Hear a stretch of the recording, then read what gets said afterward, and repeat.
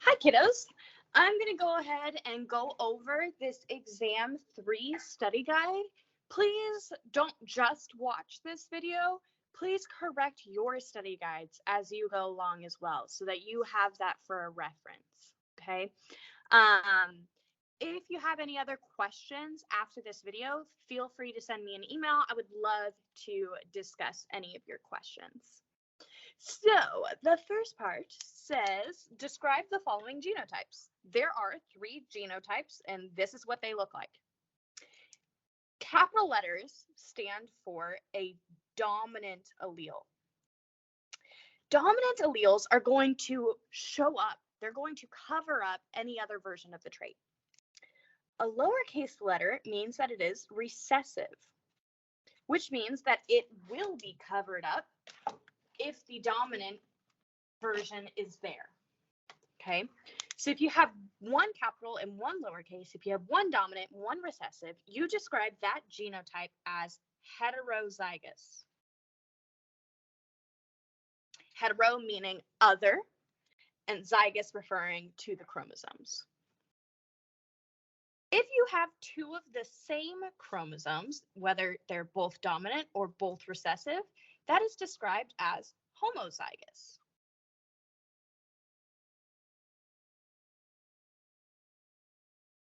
So both of these guys are homozygous. But notice they're going to be very different from each other because these are both dominant and these are both recessive. So B is described as not just homozygous, but homozygous dominant. So it will look like the dominant version of the trait. And C has 2 recessives, so it is known as homozygous recessive. And again, heterozygous has 1 dominant and 1 recessive, but what would it look like? It would look dominant because that dominant allele is going to cover the other up. So number 2, in order to have a recessive trait, what must the genotype be? Gotta be homozygous recessive. It has to be 2 recessive alleles. With the genotype, capital E, lowercase e, will the phenotype be dominant or recessive? It would be a dominant phenotype because the dominant version is going to cover the other up. Okay, so Gregor Mendel did a lot of experiments with pea plants, and he came up with 3 laws: the law of dominance and recessiveness, which we talked about above, the law of segregation, and the law of independent assortment. Law of segregation, I want you to think of separation, right? And I want you to think specifically of meiosis. We've learned about meiosis. We know that that is how sex cells are formed. So basically, what the law of segregation says is that you have 2 copies of each chromosome. You have 2 alleles for each trait, but they're going to separate during meiosis, and you can only pass one on to their offspring. So only one allele is passed to the offspring because they're going to get one allele from the mom and one from the dad. That is the law of segregation. The law of independent assortment means that each trait is inherited separately. So it's possible for you to be dominant for one trait, but recessive for another.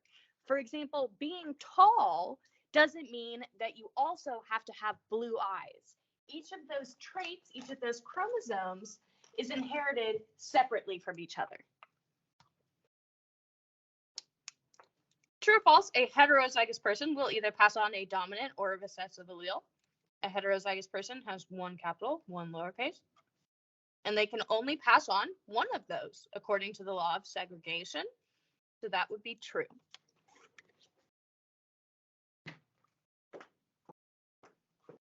My lights like to turn off if I don't move around enough.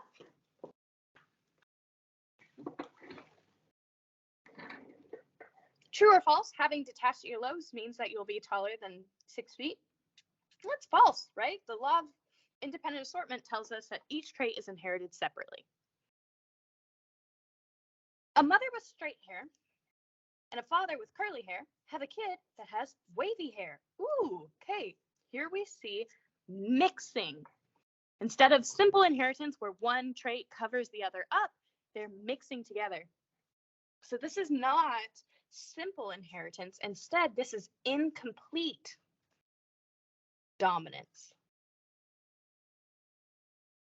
If you ever see a mixing of the phenotypes, it's going to be incomplete. What's another example? Well, if you had a red flower that reproduced with a white flower, it would make a pink flower. What happens if they both show up? What if you have a red cow and a white cow that has a baby that's red and white? Well, that is, if they're both showing up, it is co-dominance. If they are showing up together, it's co-dominance, co meaning together. Polygenic traits are traits that are controlled by more than just one gene. Poly meaning many, so they're controlled by many genes. What is an example of a polygenic trait? Well, we've talked about several of those. Blood type, height, eye color. Many traits are controlled by more than just one gene. What is the pattern for a genotype ratio? The genotype ratio is always homozygous dominant first, followed by heterozygous with homozygous recessive last. The phenotype ratio is always the people who look like the dominant version of the trait compared to the offspring that look like the recessive version of the trait. It's always dominant first and then recessive.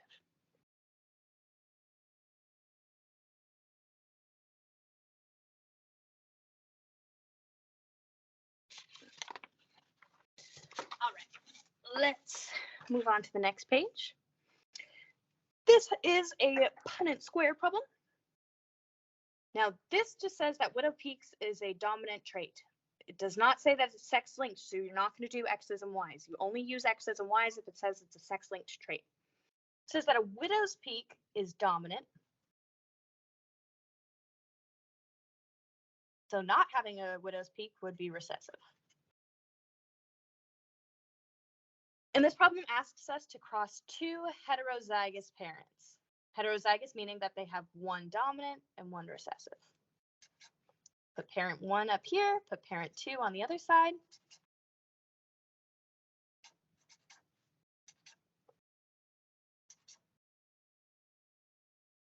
We do our cross. So what is the genotype ratio? Again, always homozygous dominant first, followed by heterozygous with homozygous recessive last. We have 1 that is 2 capital letters. We have 2 that are heterozygous, and we have 1 that is 2 lowercase. That would be our genotype ratio. What is the phenotype ratio? Well, that would be the dominant version of the trait compared to the recessive. So that would be people with a widow's peak compared to people without a widow's peak. 3 of these children will have a widow's peak because they have that dominant allele, and only 1 of the children would not have a widow's peak. What are the chances of the parents having a child without a widow's peak? That would be 1 out of 4, or 25%. What are the chances of having a heterozygous child? That would be 2 out of 4, or a 50% chance. Okay. The next problem gives us a karyotype. Karyotypes are pictures of an individual's chromosomes. So what can we learn from looking at a karyotype? One thing you can learn is the sex. If they have an X and an X, that would be a woman. If they have an X and a Y, sorry, I should say female. If it's an X and a Y, that would be a male. So you can learn the sex. You can learn the number of chromosomes that they have. And you can also learn if there are any chromosome abnormalities. So if they have any chromosomal disorders. Would this individual be a male or a female? To figure that out, you look at the last pair of chromosomes. They have 1 X and 1 Y, so this would be a male. What condition, if any, would they have? To figure that out, you're going to look and see if they have 2 copies of each chromosome. If they have 2 copies of each chromosome, that is normal. That is just normal diploid. If they are missing one, that would be monosomy. If they have an extra one, that's trisomy. So it looks like here, there's trisomy 21, which is also known as Down syndrome. How do we know? Trisomy 21. The individual above has 2 chromosomes for each number. Where did these chromosomes come from? Well, we got one set from the mother and one set from the father. And that is what makes a diploid organism.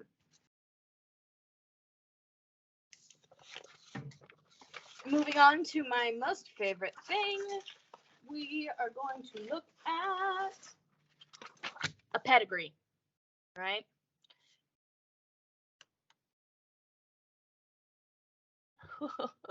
I hate these.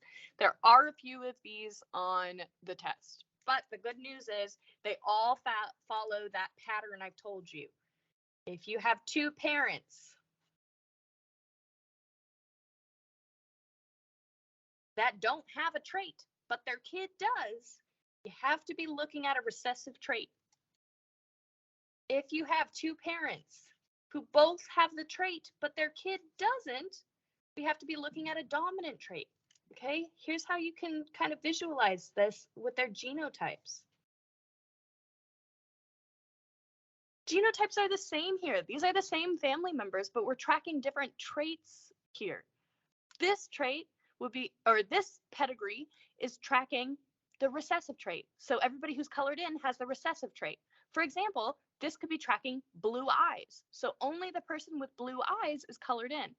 This one, same family, but now we're tracking a different trait. This time we're tracking brown eyes. Both of the parents would have that dominant brown eye, but their kid would have blue eyes, so they're not colored in, right? So the colored in tells us what type of trait we are tracking, whether it is a dominant or a recessive trait. If you have 2 parents who don't have it with a kid that does, it's recessive. If you have 2 parents who do have it with a kid that doesn't, that is dominant. Now, this is just something you have to draw out until you remember. You have to remember this because it is going to be so helpful. And then I just look until I can find one of these patterns. These parents are different, so we can't use that. These parents are both colored in, but so are all of their kids, so that's not one of our patterns. These 2 parents are the same, and they have a kid that's different from each other. And if we have 2 parents that don't have it with a kid that is, it is a recessive trait. How do we know? From trickiness, from the trick I taught you. Okay. So if this is a recessive trait, we know that everybody who's colored in is recessive. What is the only genotype that has a recessive trait show up? We've talked about this earlier today. The only way to look recessive is to have 2 recessive alleles, 2 lowercase, right? It had to get 1 lowercase from the mom, 1 lowercase from the dad.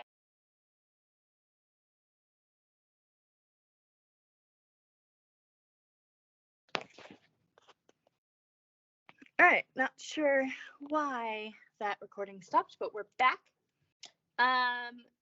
Because they are not colored in, that means that these parents are both dominant, so they have to have 1 dominant allele. What is the genotype of number 2 in the second generation? It's going to be heterozygous. The family in the bottom right corner, where everybody is affected, proves that this is a dominant trait. Is that true or false? Well, it's got to be false, right? It does not follow this pattern. In order for that to be true, one of the kids would have to be not shaded. In another pedigree, every individual who is affected is a square. What do we know about people who are squares? They are male. What does this information lead us to believe? If we see a chart where the only people who are colored in are squares, that means it's more common for guys to get this. Another clue is you would only see girls that are half shaded. None of the squares would be half shaded. That tells you that that is an X-linked trait. Because X-linked traits are more likely to show up in males because they only have 1 X chromosome, and males can't be carriers of an X-linked trait because, again, They only have one X chromosome, so there's no way for them to carry that trait without it showing up. Okay, next it says that hemophilia is an X-linked recessive disorder, all right? So a capital H would stand for normal, and a lowercase would stand for having hemophilia. Again, I recommend making a little key for yourself every time. The wife is a carrier. Okay, so we know that she is a woman. This is an X-linked trait, so we need to do our X's and a Y and our Y's. All right, this is going to be our mom, going to be the dad. She is a carrier. That means she has one normal allele and one recessive allele for having the disease. The father does not have the disorder, so he's going to have a normal allele. We never put anything on the Y. Okay, we're going to go ahead and do our Punnett square.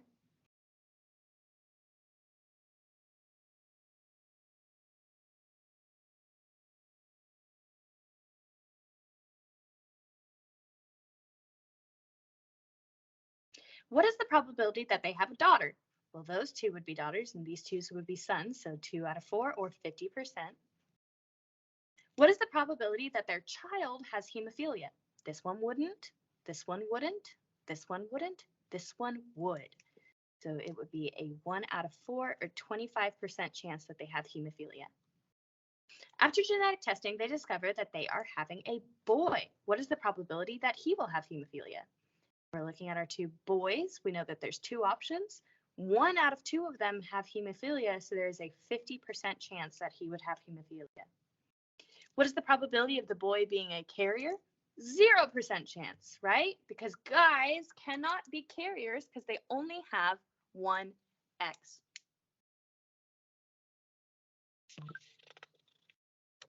Moving on.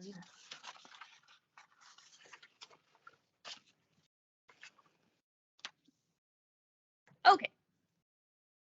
True or false, DNA replication takes one segment of DNA and makes a copy. True. If 19.7% of an organism's DNA is guanine, what percent is thymine? Okay, so we know it's percentages, so it's all going to have to add up to equal 100. We have 4 bases, so adenine plus thymine plus cytosine plus guanine has to add up and equal 100. We know that guanine is 19.7. Guanine is always the same as cytosine, so cytosine is also 19.7. We don't know A, we don't know T. All right, so we're going to add 19.7 together. Goodness, I should have done this earlier. You guys, we all know how Miss Jones is at mental math. It's embarrassing. Okay, that would be 39.4. We're going to subtract that from 100.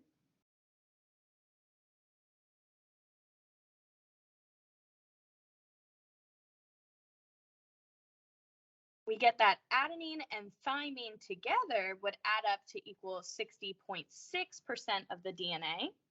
To get thymine by itself, you just divide this in 2 because adenine and thymine are always going to be equal. You get 30.3% of the DNA would be thymine. Okay, briefly describe what each of these enzymes do. Helicase unzips the DNA. DNA polymerase builds the new strands.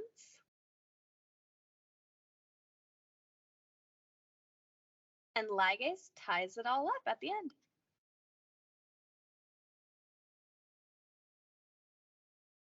If one side of DNA read TCCGCA, what would the other side read? To do this, you just use your base pairing rules. T pairs with A, C pairs with G, C pairs with G, G pairs with C, C pairs with G, and A pairs with T. Oh, sorry, my lights are turning out. Let me get those back on.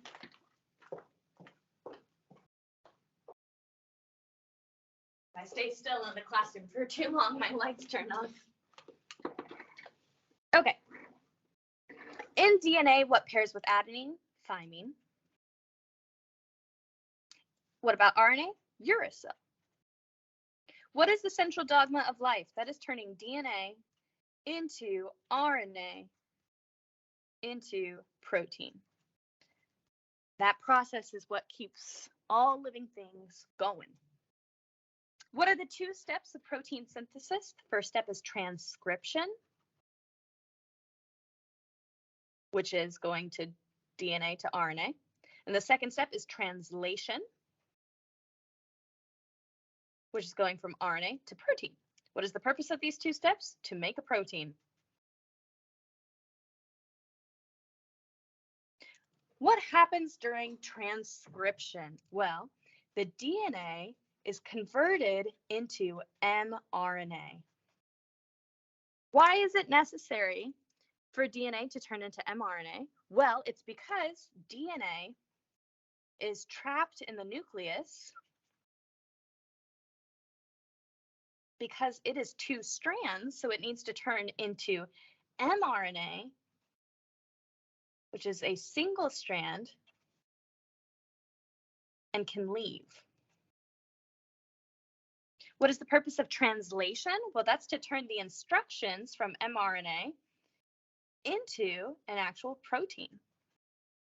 Where does translation occur? Well, this occurs where the protein is made, which is in the ribosome. How is tRNA used? tRNA, or transfer RNA, transfers the ingredients to build a protein, which are amino acids, to the ribosome. So what does it actually bring? Well, it's going to bring the amino acids, those building blocks. And it also brings something called the anticodon. The anticodon is a set of 3 bases that pairs with the codon on the mRNA, so it knows where to drop off the amino acid. What would happen if tRNA became non-functional? Then the protein would not be made.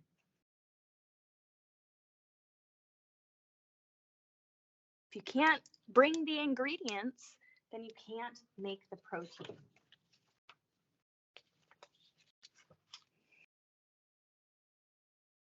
On to our last page.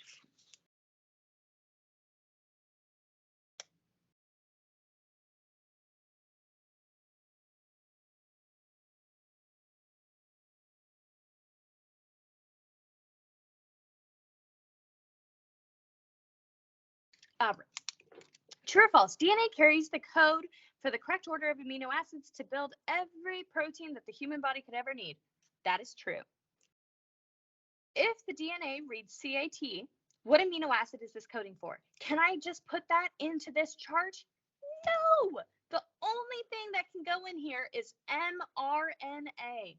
So first we have to turn the DNA into mRNA. C would become G, A would become U, and T would become A. So we put GUA into the chart, starting with the biggest letter, G, then going to U, then going to the smallest letter, A, which codes for VAL, or valine. If the anticodon reads AUG, remember the anticodon is on tRNA. So can I put AUG in here? No, we can never put the tRNA into here. We have to turn it into mRNA. So AUG would become UAC. We put that in here, UAC. That codes for TIR. True or false? You can only use the circle chart with mRNA codons. That is true. Only ever put mRNA into here. Do not put the other letters. You will get it wrong. Okay. When building a protein, mRNA is supposed to read AUG to begin. However, a mutation has changed the DNA, and now the sequence says UGG. What type of mutation is this? All right, let's look at UUG. UUG codes for leucine instead. If it codes for a different amino acid, it is called a missense mutation. because it codes for a different amino acid. If it coded for the same amino acid, that would be a silent mutation. And if it coded for stop, that would be a nonsense mutation. DNA reads this, write the amino acids. Okay, so first step, we have to turn the DNA into mRNA. I'm going to separate it into groups of 3 into codons because that makes it easier for me. TAC would become AUG. CCA would become GGU. ATC would become UAG. Okay, so I'm going to start by putting AUG into the chart. AUG, that codes for met or methionine, which is our start codon. GGU codes for glycine. And UAG codes for stop. So that is our amino acid sequence. And then 38 says, describe the steps of protein synthesis in a simplified way. Well, DNA is going to be translated into mRNA. Or sorry, transcribed. That's transcription. And that's going to happen in the nucleus. mRNA goes to the ribosome. tRNA drops off amino acids and anticodon. And then the ribosome puts the amino acids together to make a protein. That is translation. Okay, that's my little basic thing. You can always write more in your study guide. And that is pretty much everything that is going to show up on your test tomorrow. Another good thing to know is a little bit about the structure and history of DNA. If you guys have any questions while you are studying, feel free to send me an email. I hope you guys have a great rest of your day.